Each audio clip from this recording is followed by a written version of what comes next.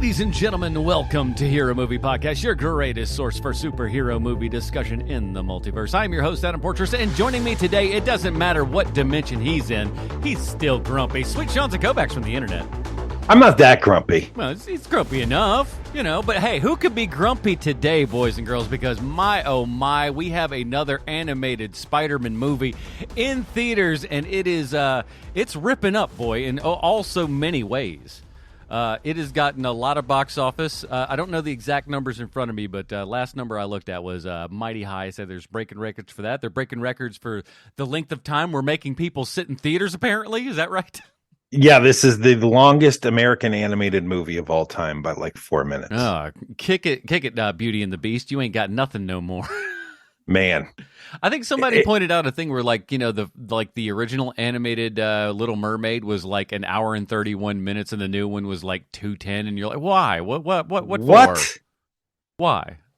Oi. You can't get that many Lin-Manuel Miranda songs in there to make that worth an extra 45 minutes. You know, the weird thing about that movie is that across the board, this is what I've found is that basically, if you are a lady and you see that movie, you think it's great. But if you're a man and you see that movie, you do not like it. And it seems to be all across the board. Like maybe I've heard 10 people talk about this movie. Mm-hmm. Let's say five ladies, 5 dudes, and across the board. That has been the experience I have had with people speaking about that movie. For me, it's just like it's all the live action animated Disney stuff. I'm like, I don't know why I haven't watched any of them. They're like, have you seen any of them? Do you like any of them? I'm like, I haven't really watched them because I'm like, I watched the animated thing. It's darn near perfect. Why do I need to see that in a kind of weird lifelike CGI thing? Doesn't make a whole lot of sense. The only thing that I watched, and it was more out of just wanting to see what it looked like, was The Jungle Book. Yeah, I think that was the only one that I saw. Because I heard that it was shot in a parking lot and stuff, and I was like, well, what does that look like? And Christopher Walken is an orangutan. You have to watch this. And I didn't even watch the whole thing because I've already seen The Jungle Book, but it was one of those things where I was like, oh, okay, so that's how they're doing it. And then Disney was just like, you know what, we're going to do this with literally everything because all we keep doing is making money and everyone's complaining, but everyone's still seeing the movies. So we're just going to keep making these.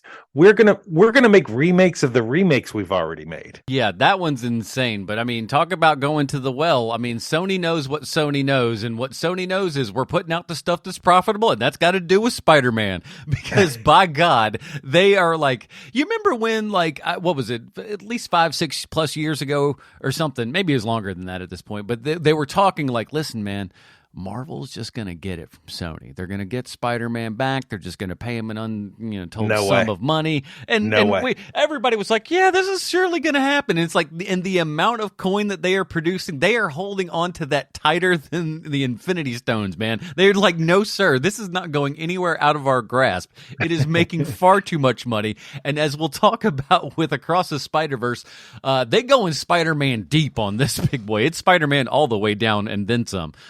But before we do get into that, we do want to say a thank you to everyone who supports this show over at patreon.com/HMP. Those awesome people get the pre-show, post-show, Dinger Zone. In the Dinger Zone this week, we're going to be talking all about our favorite different kinds of Spider-Mans because, boy, oh boy, as this movie has shown us, there's a lot to choose from in the old Spider-Verse here.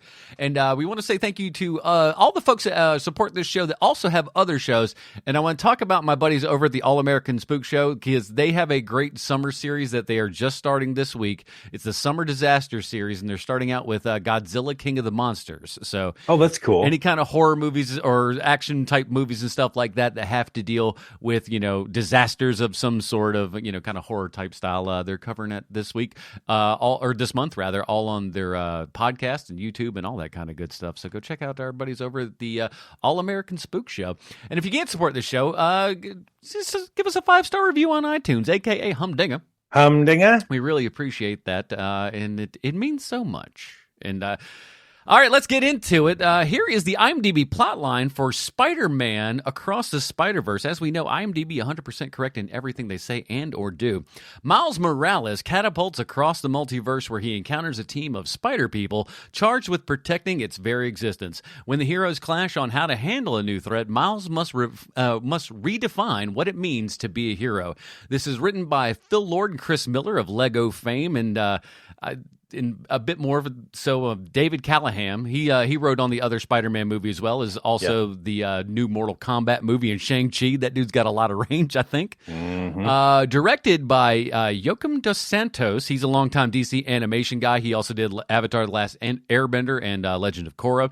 Kemp Powers, who wrote Soul last year, which was fantastic. I really like Soul. If you haven't seen that, please do check that out. And Justin K. Thompson, who worked on a little movie called Cloudy with a Chance of Meatballs. So we got some pretty hot topic animation guys over there. Here's what time it is. Adam and Sean's. Pretty good, right? He's doing it live. Doing it live for you people. Yowza, that guy's a pro. There is a lot of comic book stuff in here, and it is a shame because Bruce Leslie would probably take at least half this movie's length to tell us about every single possible thing that could connect. But my guess is probably numero uno because he was the teaser trailer in the last film and the big kind of guy that was all in the trailer for this film and whatnot. Spider-Man 2099. What's your relationship like with 2099? Because I was reading comics at the time, but like obviously I was a couple years younger and everything, and as was the want in those times, the Marvel covers were all fantastic. We were in just this 90s era level of art and stuff, and the stories were a lot of kind of crap if we're completely honest with ourselves. And so while they may have looked cool, maybe some of us didn't read those as much, but I think you guys read more Spider-Man 2099 certainly than I did. Because we all looked at the cover and thought, this looks cool, but it ain't the Spider-Man that I know, and then we kind of pushed it aside. Well, Spider-Man 2099 had two of my favorite creators at the time at the helm of it. And so like the first, I read a lot. Like I read it way more than probably people should have because, like just kind of like the first two arcs of that series were amazing. And then it started to fall off a cliff. I heard that by the end it got great again, but at that point, like I was too, I wasn't reading comic books at that point. And so, Rick Leonardi was the artist, and Peter David was the writer. Yeah, you get those two people together on the same book, I'm going to be reading it because at the time, you're talking late 90s. It was mid 90s, late 90s, mid 90s. Yeah, it was. There's no way I'm not reading these. And Peter David had just come off his epic Incredible Hulk run, and that was great. And Rick Leonardi, I can't remember where I saw his art first, but I can remember buying.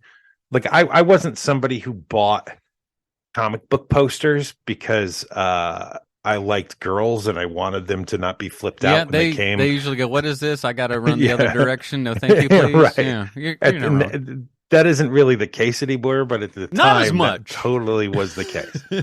But I liked this one poster by Rick Leonardi so much that I bought it and put it in my room at my parents' house. Nice. And with no apologies to it. It was so good. It wasn't a Spider-Man 2099. It was a original flavored Spider-Man. Oh, but the art was so good on it that when I heard that he was going to be doing the art for Spider-Man 2099, I was like, well, I'm all in on that, because unlike what was happening at the time with everyone trying to basically ape what Todd McFarlane had done 10 years previous, Rick Leonardi had like really sharp lines.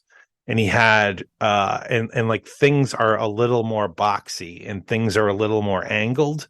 Whereas with Todd McFarlane, it's just about how much detail you can get on each frame.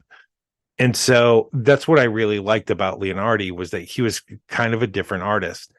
I will say that the Spider-Man 2099 in Across the Spiderverse is close to what I remember Spider-Man 2099 being, because he is more serious than Peter.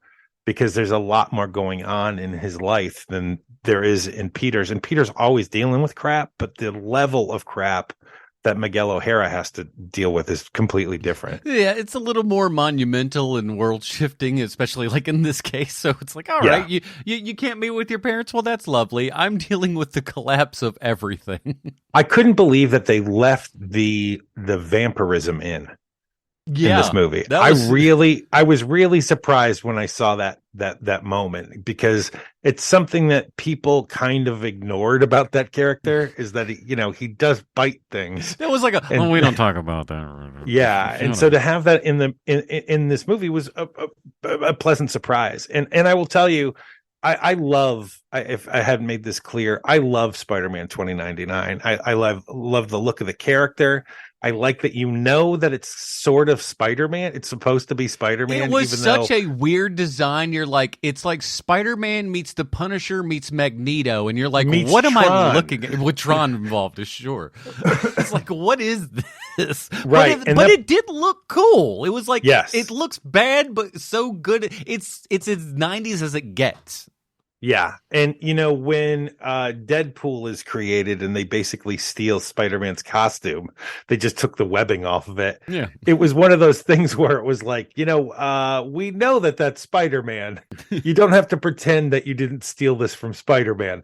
But when you look at Spider-Man 2099, the difference is we know what Spider-Man looks like, so we're going to do the inverse of that, and you're still going to understand that this is Spider-Man. And it's just so cool. It looks like the future.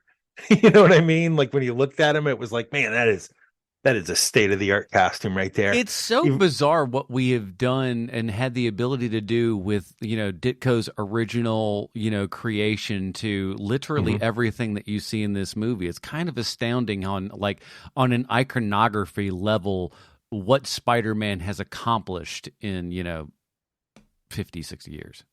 Yeah, you talking about how Sony is never going to give over the reins of Spider-Man. Basically, Marvel is going to have to wait the 40 years or so left until it becomes public domain to put Spider-Man in all their stuff and not have to worry about it. But Disney goes, but wait a minute. They look at somebody else and go like, you can't hold on to this copyright forever. And they go, what about that mouse you got over there? They're like, shut up, shut up, shut up.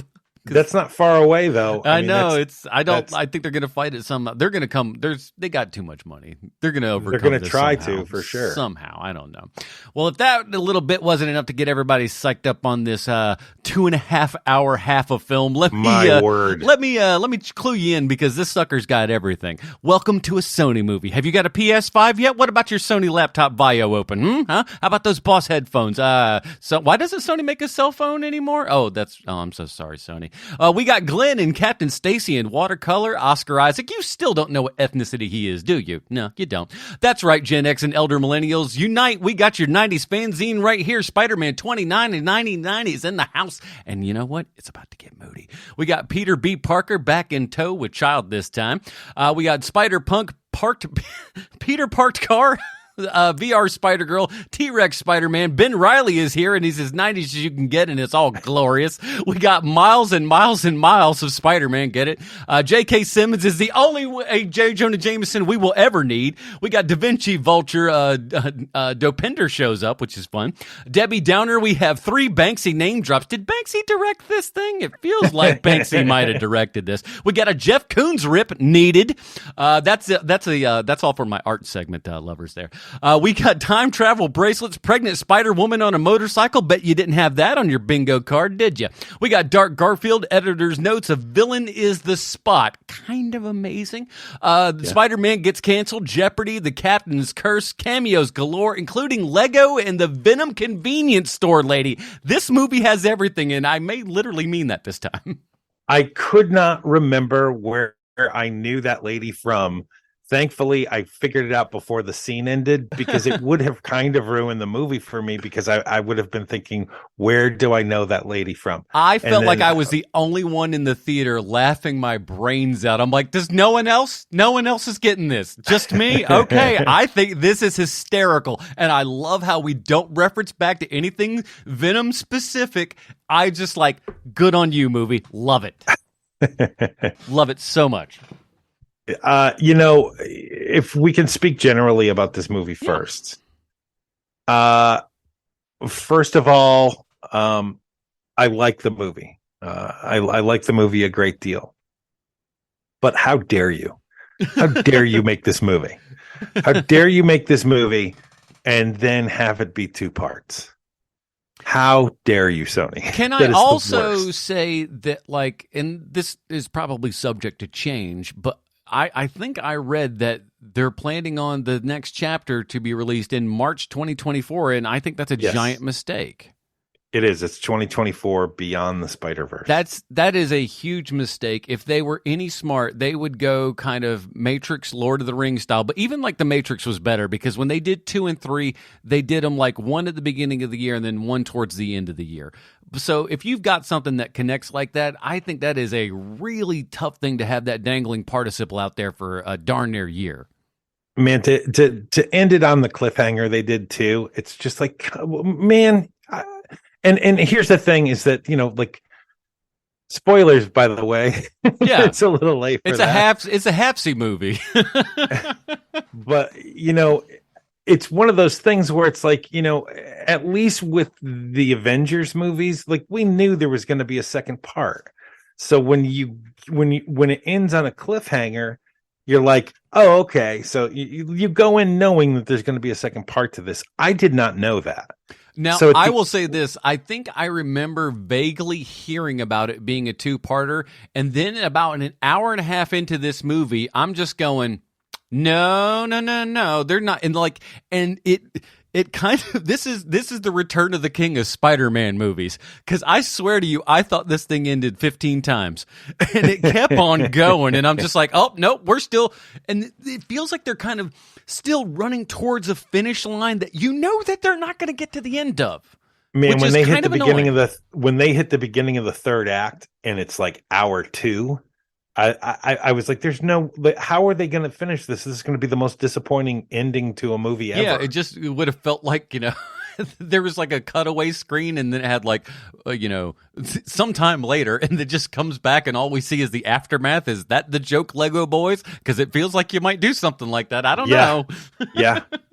So, so let me get that part out of the way, is that I'm so mad at this movie for the way that they did this. It could have This is- been. It could have this said is- something like part 1 or something like This that. is straight garbage. Like, that makes me so angry. I got out of the movie theater angry, even though I enjoyed the movie, because of this. Like, this is not a good thing. This is a very Sony-ish thing to do. But with that being said, I really like this movie. This movie is, the best way to describe it is overwhelming.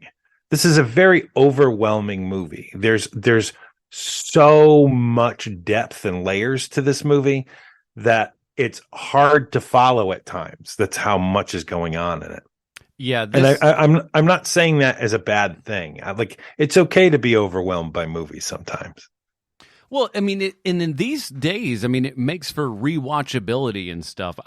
Before this movie, I rewatched the last Spider-Verse movie, and really enjoyed it. It held up quite well, and so I was excited to see what they were going to do for this one, and it's more of the same, but still very different at the same time too. And that's when you really got to start to applaud people, especially in superhero and in animation, having both of those things, which can feel like a bit of a hobble at some point, to have it still be familiar to what you saw last time and everything, but still have enough different stuff in it to still feel fresh and new and not rehashed from the last thing that you saw.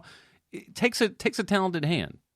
And there's so many different styles. Like, that's the part that is pretty incredible to this, is that it feels like an old skateboarding movie or, like, documentary, where they're using different different styles of camera to shoot the thing Hmm. is what this movie felt like to me, or those early, like mid 80s, early 90s skateboarding videos, because it feels like it's taped together and snapped together, and that's kind of the charm of this thing, is that it feels the most punk rock of anything. And I'm not even talking about punk rock Spider-Man. I mean, just the movie itself feels very punk rocky. And that's what I really like about it, is that it feels like, for as huge as this movie is, and it is massive, it feels like a stripped down version of Spider-Man. You know what I mean? And to have it be like, to well, let's go backwards for a second. So, Into the Spider-Verse was such a surprise to everyone that when for me specifically, when I saw that movie, I was so shocked with how much I liked it and how good it was. So that they can't pull that trick off this time. They can't surprise me and hit me in the side of the head with, by the way, this is made by Lord and Miller. You're going to forget that Lord and Miller are great again. and so, this time around, going into Across the Spider-Verse, I don't have that same thing happen where you like, I'm you're not going to surprise me this time. I know that you guys know what you're doing, but instead what they do is they pull off a trick that I thought was impossible, which is that they set up a bunch of new characters. The second half of the movie, because the first half of the movie, which is way too long. This could be 4 movies, I would bet you. The first act of this movie is way too long, where they pull out all of the tension and trauma and drama of Miles' personal life, which is fine. You need to have that, but it goes on and on and on, and they could have cut that by half, and it still would be great. However, what I'm trying to get to, my point, because I have one, is that they pull off a trick that I thought was impossible, which is that they introduce brand new people to you. You don't have any introduction to them when you first meet them. And it's immediately a big deal when you see them. Jess Jones, who's the pregnant black lady with the afro on the motorcycle. Mm-hmm. The gravitas of that character immediately is apparent to you. Like, the second you see her, oh, this person is a big deal. I want to talk about that. One of the reasons I think definitely behind that is what an amazingly designed character. Yes. Just from the comic get-go, when you see it, just from like the design of the shape of the character, what she looks like, the colors on the outfit and everything, it is so boldly and just genuine comic that I love it so much. And you're right, that again, and building upon that Spider-Man iconography again, coming in there, it's like, even if you don't know, in a way, you kind of know. You kind of get it. Like, it's like the language is all there, and you're not even having to tell people that. And it's astounding that it works as well as it does. But you're right. You just sit there and go, oh, I kind of already get this character right away. Yes. Yeah. And like when it comes to Spider-Punk, like that character immediately, everything about that character the second that you see him, by the way he's animated, by the way he speaks. And am I wrong? Is that Daniel Kaluuya? Yeah, doing the voice. So awesome. I who knew that dude had that speed in him? But there we are. Yeah, exactly. It's like it was more energetic than we kind of see from him in a lot of ways, but still like laid back and cool. And that, like, I love that. How are you even more cool with your mask off? What does he say back to him? It's something like, some of us don't try. No, it was essentially just like, I'm always this cool, or whatever it was. But it was just kind of like that. Yeah, listen, I'm always mask on, mask off. It doesn't matter. I'm the baddest. And you're like, yeah, he kind of is. Man, so I cool. love, and that's another thing that, like, something that absolutely should not work, but how they pull it off is astounding. And they've been doing it, honestly, some sense the Lego movie, but integrating everything, all different Yeah. types of animation, those animations within themselves, and even interacting with live action stuff. And it never Yep. looks weird. It never looks forced. It looks exactly what it's supposed to be. And as if these things from these inner dimensions can live in that same space, but yet still look different and still be able to interact. The Punk Spider-Man's very, indicative of that. It's unreal how it all works, and I don't know how they juggle those balls in the air, but by George, they've done it. Well, you have to know exactly what you want, right? This isn't something where you can just like, you know what, we'll figure it out on the day. Yeah, you don't look at your guy and just go like, do something like this. No, you're going to have to tell them what this is, because this is not normal. Right. And there's a sure hand behind the wheel again. It's something where, again, you need to convey to everyone who works beneath you exactly what it is that you want in this situation. And they made it work again and again and again. And, there's a bit of magic in this movie as well as in the first one, but they do the thing where they hold back on Miles. They don't reintroduce Miles until 15 minutes into this movie. A wildly long cold open. The Gwen cold open is like 10, like you said, 10, 15 minutes.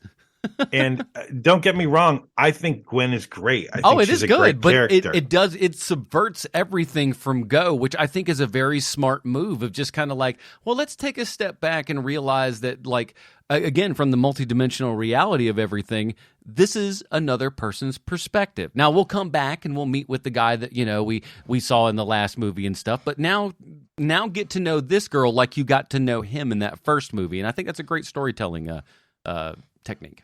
I agree. And something they do very well in this franchise as well is the multicultural aspect to these movies. Mm-hmm. It doesn't feel forced. It Nope. doesn't feel like quite frankly, what Marvel does, where it feels like sometimes with Marvel's casting, it's like, hey, look how progressive we are. Am I right? Yeah. And there is none of that here. It just feels organic and normal. And like, I think people who are even screaming woke or go woke and go broke, even they would watch something like this and be like, this is great. I really do. And here's the thing, I think there's always a handful of ding dongs out there who will, just be like, well, this is a little, no. That's what we should have named this podcast, as a handful of ding dongs. Handful of ding dongs. Yeah. But this movie, and I one of the things that I applaud this movie for is being a PG rated movie. Yeah. Just for being that thing that, like, and it's popped up in the last movie, popped up in this movie, but that, approved by the Comics Code in a weird way. That kind of means something to people like us, and and what this was for anybody that's just like who could possibly think that it went all woke or something. It didn't, because it never feels like it feels like this thing was made for everyone and everything, all ages. And when I was there at both screenings, guess what I saw? Everybody from all walks of life, young, old, every race, everyone is there, because it's a thing that connects to everybody. There's a little something in this movie for every person, and but not in a checkbox kind of way. That's the important part. It doesn't feel like it's a checkbox, like, well, we had to have this in there. No, this is based on a lot of long history of Spider-Man stuff, and while it's not direct adaptations of any book or any particular story or anything, there's still stuff pulled from years and years of Spider-Man. So it's not like we're pulling this out of our butts for diversity's sake with some of these things. It's long established characters, some of these. So I'm going to bring something up now that I don't know if this is going to be controversial or not, and I don't mean it to be. I think these movies have the multiverse. Marvel needs to get away from it. DC, I'm willing to give them the benefit of the doubt because they've got the Flash coming up. There's here. A whole thing, yeah, we don't know. But this franchise has the multiverse. They figured it out. They've made it fun and interesting and cool, and everything about it is basically perfect. There's also something about it being an animated form, though, that I think informs and helps it and allows it to be that thing. It feels more comic booky in a way, and on account of that, it feels like it allows it to be that more. But even I think it has something to do with the character of Spider-Man himself, because No Way Home also has the same thing, where the multiverse aspect of that movie, even though that is a Marvel production, it might have something to do with the character, because those three Spider-Men in that movie showing up is special and unique and great. And this has that same charm Mm-hmm. of multidimensional. The rest of Marvel does not have that. When like I am almost certain that if we have another thing like Ant-Man Quantumania, where like, oh, we're talking about multiverses still, uh people are gonna just shut down and be done. It's going to need to be fun and interesting and dynamic because, like, as long as this movie is, like, it's rarely ever sitting still and being super boring. Well, Something's going that's on. Lord and Miller. That's Lord and Miller for you. Exactly. I mean, They know how to jam pack it. yeah, they're so kinetic with their filmmaking, and even something that like 21 Jump Street was a revelation of, oh, these guys really know what they're doing. Yeah. But to have a sequel to that movie, to have a sequel that is also really good, So good. it's I'm not entirely sure why they got fired from Solo. My guess is that somebody was like, this is far too jokey, Really than we D'ing want. around with stuff, and they're like, no, this is But too much. but the part that they're forgetting is that Lord and Miller first are storytellers, great storytellers. With everything that's happening in this movie, when the flip happens, when you learn the thing in this movie at the beginning of the third act, Mm-hmm. it is shocking. It is shocking when it's like, oh no, that's like having that flip happen where where Gwen and Jake Johnson Spider-Man, Peter B. Parker, is that it? I can't remember. I think it's B. Yeah. Peter B. Parker.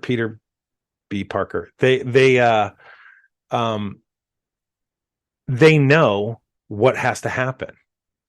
And once you learn that, it's so surprising that they're in on the whole thing. I love that aspect. I love the fact that we had to sit down and talk about how, like, the crux of what makes Spider and again, just this is the beauty of it as well, is sitting down and really, for the non, super comic people, breaking down why Spider-Man really works. Yeah. The reason that, this story has been told and has had these iterations and can have these iterations is because in so many ways, and Stan Lee said it himself, like anybody could be behind the mask. And that's continued on with this, and it still works. And I again don't know how they keep doing the magic trick over and over, and I just go like, it's still good. I like. Well, they change enough of it, like power sets, costume, but not the essence of the character, right? Because I mean, it's so Miles deep. Mm-hmm. Miles Morales, he's certainly not Peter Parker, but it's the same thing where, he's a little put upon. He's not the coolest kid in school. He is clever. He is smart, but he is also a bit of a loser in both cases. Like they get that part right every time. And even when they come across the Indian Spider-Man, who is by far the coolest of all the Spider-Men, even he is a little dopey, where he has to have that conversation with the girl where he's like, I couldn't possibly know you because I'm Spider-Man. How would I know who you are? Like that kind of thing. It's really funny. But I thought that was such a smart and awesome idea that we've met this guy 5 seconds essentially into him being Spider-Man. And so much so he's the early Spider-Man that his tragedy, his Uncle Ben, so to speak, has not even happened yet. Yeah. And then being able to change that and stuff, and having, the idea of the what do they call it, like canon event or something like that, but Right. where Canon it's event. it's bringing off canon stuff again. It's explaining the multiverse stuff in a much better way, in a more entertaining way than the Marvel stuff seems to be doing. Agreed. Agreed. They also are really smart about things. Like, we're going to bring in the Scarlet Spider, which is going to make everyone's eyes roll. So what we're going to do is, not only are we going to make him kind of funny and voiced by Andy Samberg, we're going to have him be 90s Scarlet Spider, where Yes. we're not trying to make him cool. And then on top of that, we're going to make him the lackey of Spider-Man 2099. All of these things are really smart ways of making all of this happen. And I don't know if the people at Marvel are smart enough at this point to make these choices. And it's what makes it so very interesting. Because when I saw Scarlet Spider show up, I knew that they were probably going to make jokes about him, like Scrappy Doo in the old Yeah. Scooby Doo movies from the 2000s. I figured that's probably what was going to happen. But the part I didn't see is that, he is basically the number two, for lack of a better term, villain, because he's not really a villain, because they all think they're doing the correct thing. Yeah. But he's on the other side, is the best way to put it. He's the number two on the other side. And it makes sense to make him that, because people don't like him, except for Bruce's kid. Bruce's kid thinks Ben Reilly's great. There are Ben Reilly fans that are a little bit upset on the internet about this portrayal, and I'm just like, y'all got to lighten up. First and foremost, it's beautiful, and it's like, because the way that it's drawn and so overly muscular 90s, that Liefeld physique. It's just so beautiful, and he's emotional about everything all of the time. It's so good, and I'm just like, if y'all can't step back and laugh at that era of comics a little bit, where's your soul at, dude? It is, because it's like, it's fun. I'm sorry, I can look back on dorky things that I saw as a child that I enjoyed and go like, yeah, that's a little dumb, but when I was a kid, what do you want? Well, I think it's one of those things where, like, this is my guy and don't screw with my guy. Oh yeah. But I mean, who would to say if 10, 15, 20 years ago they tried doing this with Spider-Man 2099, how I'd be? I'd probably be a little butthurt about it. Yeah. But no. That's he's great. Why are you doing this to Miguel? But I love the portrayal of him. I think he's great. Yeah, it totally works. And I thought that I was going to be bothered because they keep doing the same thing that they did in the first movie, where they keep going back into the backstory of these characters when the character is big enough to do that too. Yeah. But it never got annoying, which I was surprised. I fully expected to be very, very annoyed by it. It's fun, and then there's like little tiny, gifts for us where they'll plop in like the actual proper cover of the first appearance of these people and stuff. That's just, there's something about that. I love those little level of detail that don't need to be there, but they just go, yep, that's for you. Enjoy that. And I don't know why it was such a surprise to see Lego Spider-Man in this movie. But man, that made me laugh the most of anything in this movie, I think. Either that or Ben Reilly. One or the other. I did not. Well, I feel like maybe I saw a picture or something of the Spot. I did not know the Spot was going to end up being like the main villain. It's like, again, so well written to where you go, this is just a stupid, villain of the week kind of thing.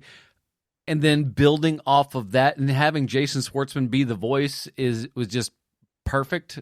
Yeah. I love it so much. And like, I love the way that the character itself is portrayed, how it looks like kind of a, the beginning sketches of an artist is, it's always kind of behind the dots and everything. So when that goes away, you still see the empty form there, and him getting that power really fast and then sucking himself into his own universe. Like, when's the last time we had a villain with an interesting arc like this? It doesn't happen too often, not in the movies we tend to watch, at least.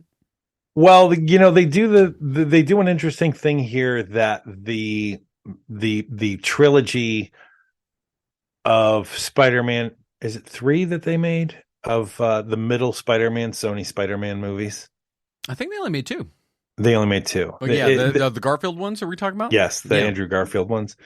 That's right. They only made two of them. They wanted to make three, and everybody was like, "No, thank No, you." thank you. We're good. The where you have these villains who are basically goofs. Like you look at the Rhino in the one Andrew Garfield movie where he's just a goof, and you start Jason Schwartzman's The Spot as a goof, and he progressively gets a little bit scarier and a little bit scarier. Where by the end of the movie, you're like, oh man, that is a real like leveled villain. Like, Yeah. this guy is going to take a bunch of people out. He got really smart and was just like, but again, when you see he hasn't had his powers for too long when he's robbing the convenience store because he still doesn't quite understand exactly how everything works. But like once he starts to get a taste of what that could do, again, it's that villain having power and stuff and going, wait a minute, I was kind of crapped on and everything. Now I have, this advantage. And then that little bit of power just builds and builds and builds and thus ultimately still drives somebody nuts. And Jason Schwartzman's a great one to do that because he has that kind of range that can go from this soft kind of then up to, you can see him at a fever pitch, at an anger and stuff like that. And it works really, really well. It does. And we've got to talk about the brilliant stroke in this movie, where they set up all the information for you, where you think what they're basically doing is retconning the spider that bites Miles. Yes. You think that that's what all this is that they're setting it up and they're retconning this to make it something that it isn't, right? And they set it up, and it's almost eye rolling, but not. Mm-hmm. And then the flip happens at the turn of this movie, where they are judging the spider powers based on the universe it's from. So Miles getting bit by a spider in the different universe, from a different universe, and he ends up going back to the universe that is not his universe. It's the one that his spider is from that makes him Spider-Man. Back to Universe 42. Yeah. It is such good writing, and it is parsed out so well that when it happens, I had no idea what was about to happen until they drop the bomb on you.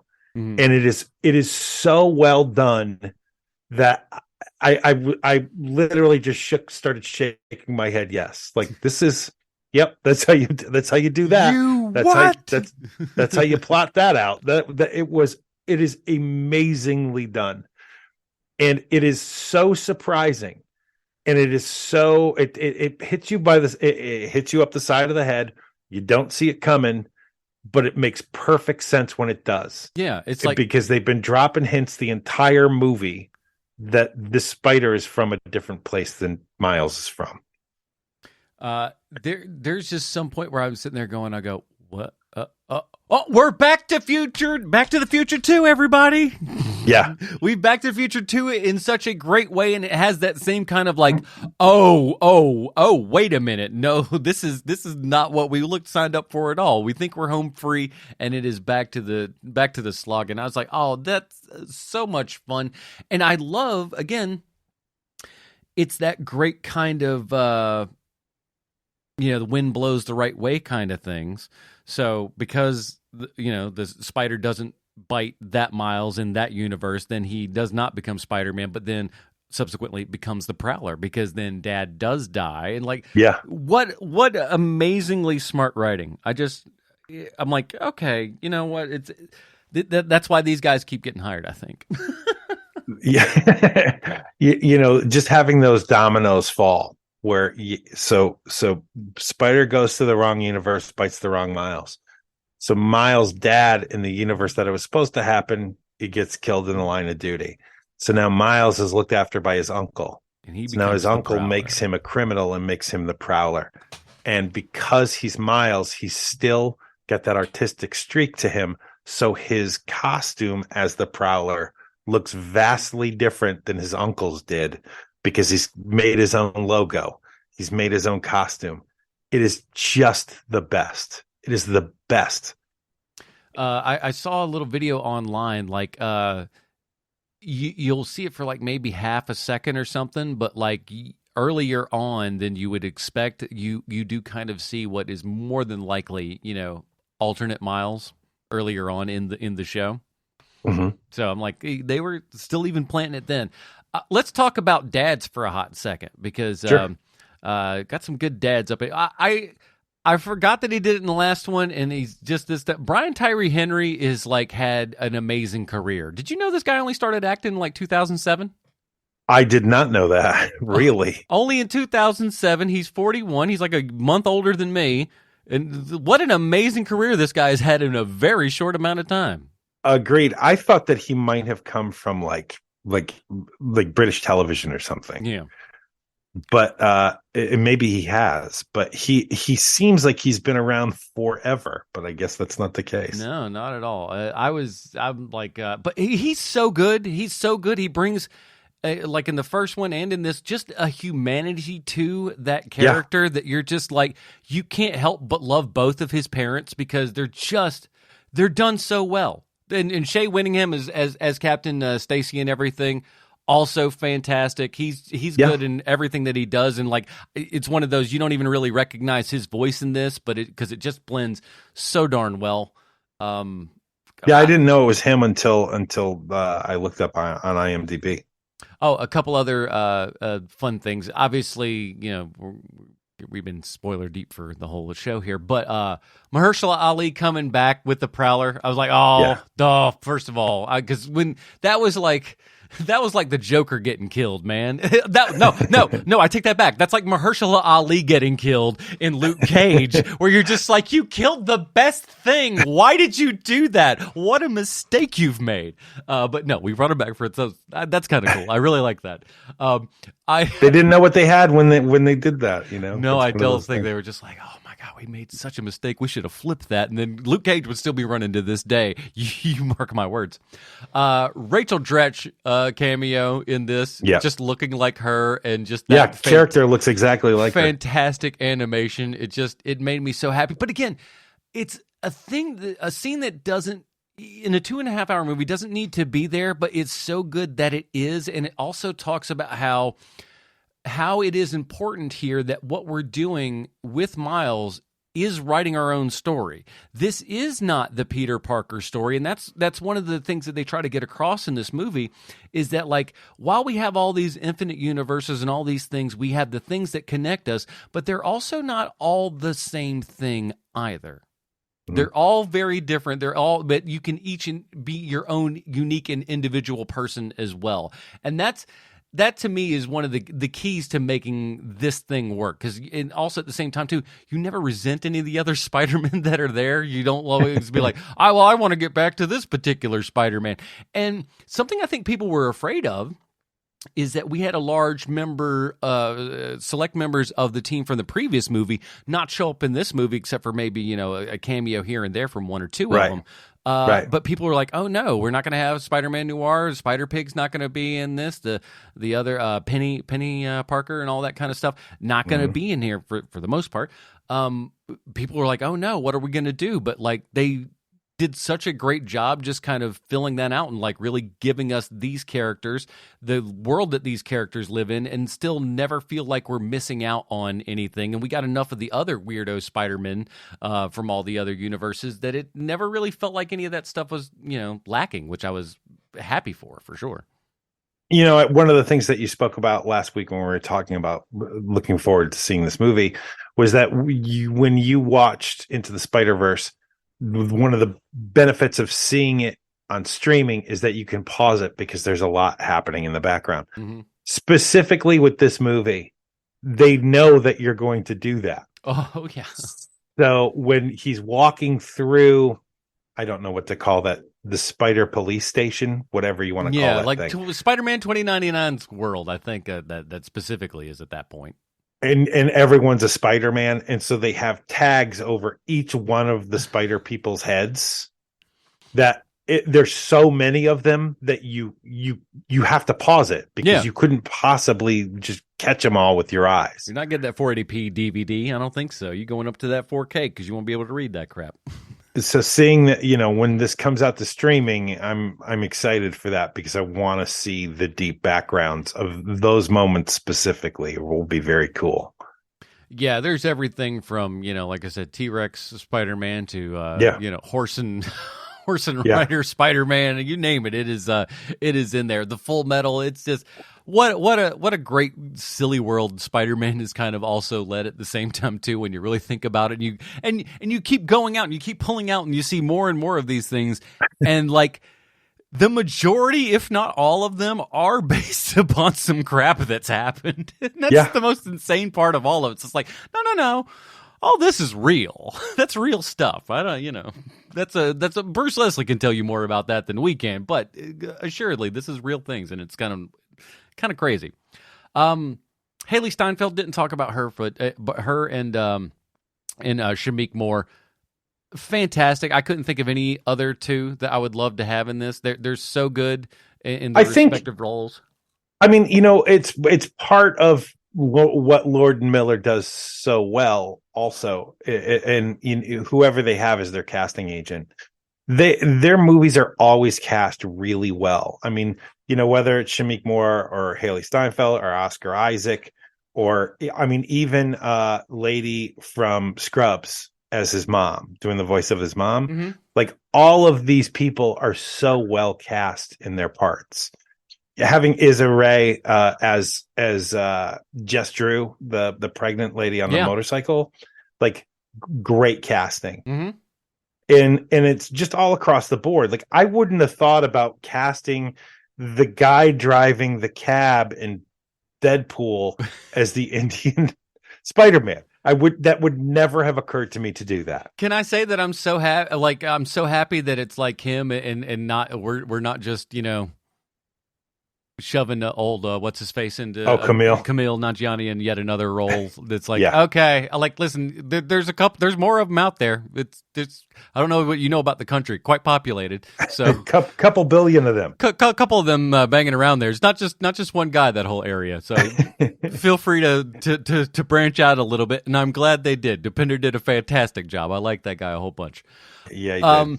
But it was this whole thing again. Surprising how fun it was, well over long for what it should be. But again, Lord and Miller just kind of showing that there's a reason that they kind of keep getting all this work. And they're flexing muscle, which they kind of had to do after Solo, right? I mean, you get fired from something as high profile as that, there's people are going to ask questions of like, oh, are they losing their minds? Yeah. That kind of thing. And when you go over here and just go like, oh, excuse me, let me just spike this football in front of your face. Yeah. Let me show you how wrong-headed us being fired was. Yeah. To some degree, you will always kind of go back in your brain and go like, what would that Lord Miller Han Solo would have been like? I don't know. It's one of the things we're never going to see, man. It's going to be the other actor Eric Stoltz as Marty McFly. We're never going to see that. Yeah, you got like 2 or 3 stills, but that's about all you're going to get out of it. That and some stories, because they ain't letting that out there. All right, before we get to our final review, we have to ask how this 2.5-hour movie relates back 1-to-1 with Sylvester Stallone. Why, thank you, Adam. I have a prepared statement. Oh. And before I get into it, though, I want to say this. You know that part in I think it's Endgame. Yeah, it is. It's Endgame, where Iron Man turns to Doctor Strange and he mouths, "Is this the one?" Yeah. Is this the right universe we're in? And he turns to Doctor Strange, turns back to Tony Stark, and he puts up his one finger and he nods. That's literally what this felt like, finding the Stallone connection this week, because there's roughly 15,000 people who worked on this thing. And so when I finally found someone who's actually worked on both movies, on a Stallone movie and on this movie, it felt like I had just found gold. So here we go. How do you feel about the French horn, Mr. Stallone? I ask because this week's Stallone connection is French hornist, French horner, French horn blower, Richard Bissell. He played that brassy thing on Across the Spiderverse and in a movie you were totally in, Guardians of the Galaxy Volume 3, a movie we reviewed here on HMP a month ago on episode 466, but I don't need to tell you that. I'm sure you already know since you're a fan and everything.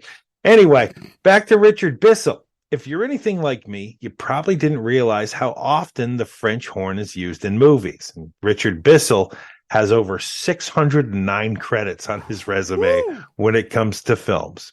Dating back to a movie called Monsignor in 1982.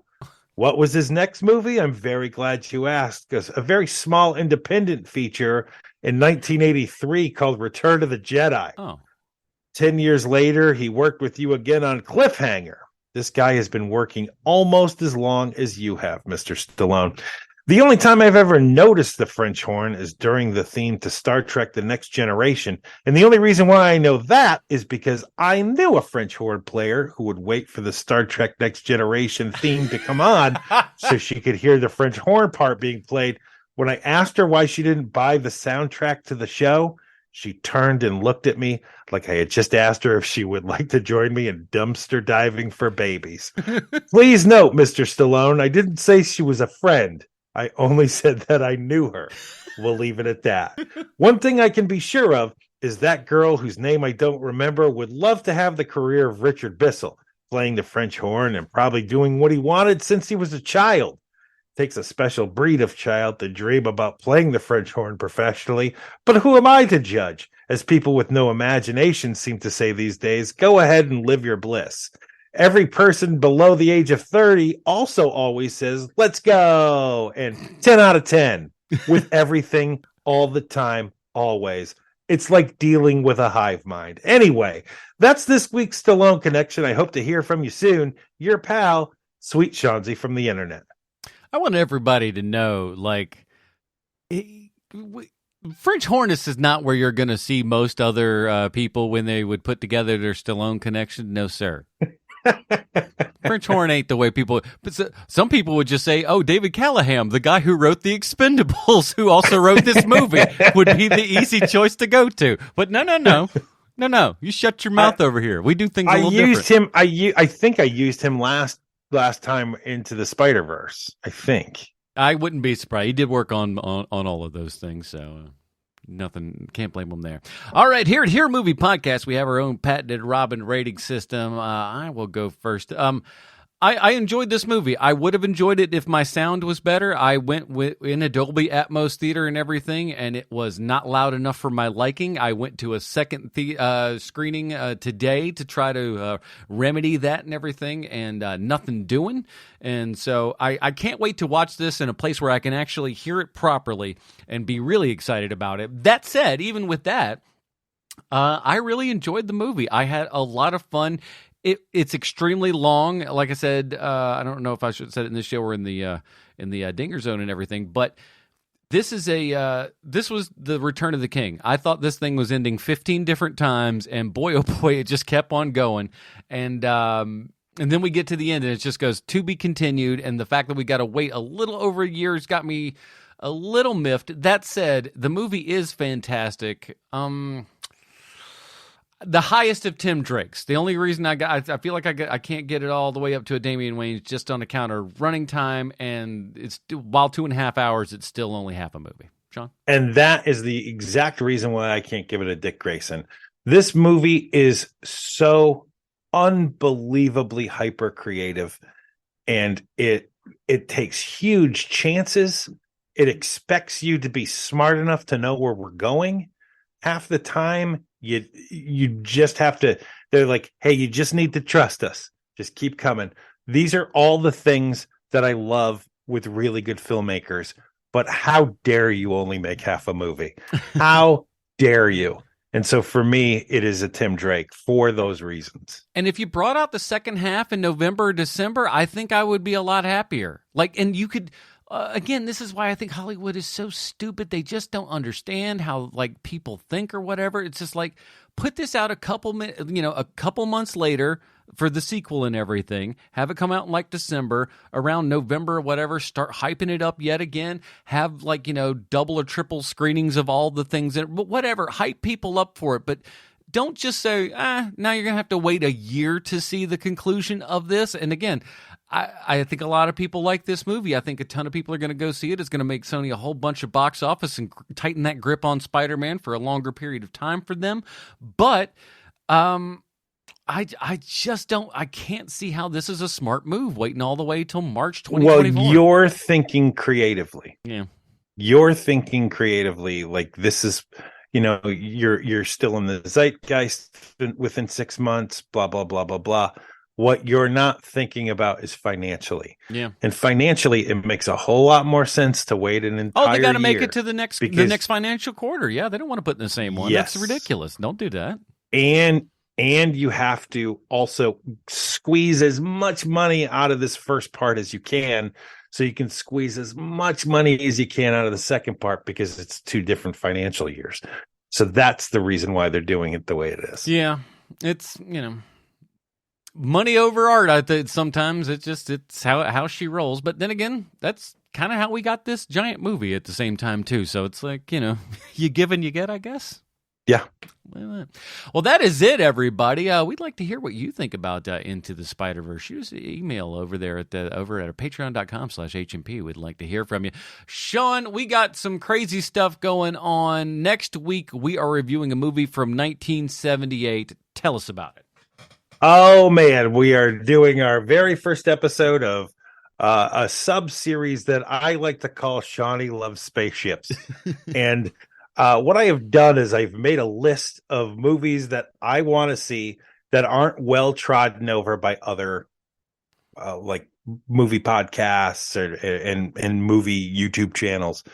And so I found this movie called A Message from Space, 1978. It's Japanese, and it is a movie where it seems like the Japanese might have heard about Star Wars, but they didn't know anything about it. Might have heard about Star Wars. This feels like the most Star Wars rushed thing since Alien, or actually it's before Alien, so technically it's even beats that. I think they had an idea, but I don't think that they had seen the movie. Okay. Is basically what I'm telling you. Like, it's kind of like the way that Marvel had to make the Star Wars comic book where they only saw stills. They couldn't actually watch the movie. Put together something in your mind of what you think is going on in here. Right. And so that's basically what this movie is. And it is so glorious. I cannot wait to review this movie and to talk about this movie. It is just the best, and it is a new sub-series of HMP that I like to call Sean Z Like Spaceships. So go check us out on YouTube there. A Message from Space, 1978, available on YouTube. So zero excuses for you to not watch it, and join us next week for that and so much more fun. Join Anime Dad. He's off a little bit, but subscribe to him there on the YouTubes and all that stuff. So subscribe to us on YouTube. Over 10,000 subscribers over for the HMP YouTube page. Unbelievable. I don't know how we did. It's just consistently posting. It's just dropping an episode. That's all it is. Because that's literally what it is. It's just a new episode. Drop something every week. Doesn't matter if they monetize it. Eventually, you'll get 10,000 followers. That's how I learned. And then you monetize it, and no one watches. It's like, son of a gun. That's how it all works. So do check all that show out, and of course, all of our 30 question shows. Marvel 30 questions. We got Secret Invasion coming up awful soon. So check that out wherever you find finer podcasts. That is it, everybody. Join us next week for A Message from Space from 1978. For Sweet Sean Zakovacs from the internet, the absent Bruce Leslie, I'm Adam Portress. Stay super, everybody. Bye, Marty and Evie.